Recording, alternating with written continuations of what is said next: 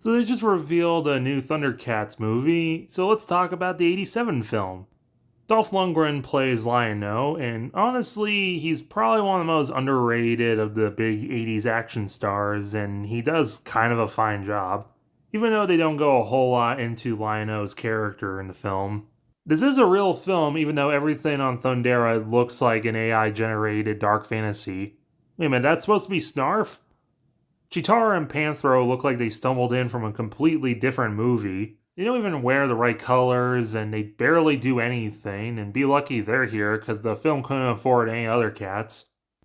Franklin Jella is actually a really good pick for Mumm-Ra. He looks great, especially for the budget and the time, and his sinister voice goes well.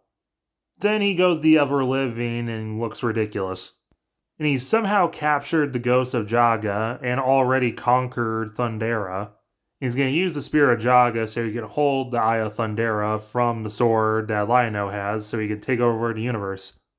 Also, Snarf found a magical keyboard thing that opens portals to different dimensions, so of course it dumps them in modern-day Earth, where half the film is about dealing with Courtney Cox and Tom Paris.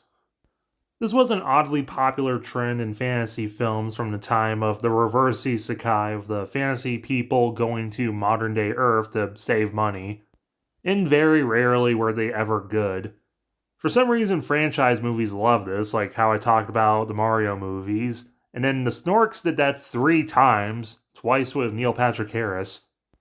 Fun fact, this mutant, known as Pig Boy holding the Sword of Omens for Mumm-Ra for 3 seconds, was a kid who won a contest, so they put him in a mask and put him in the film for barely a blink, because it was way too late to film him for the Earth scenes. Tashi is technically in the film, but Mumm-Ra sends the mutants, but none of the actual mutant characters. They send whoever these are so they can sell more toys. It's technically not really a good movie.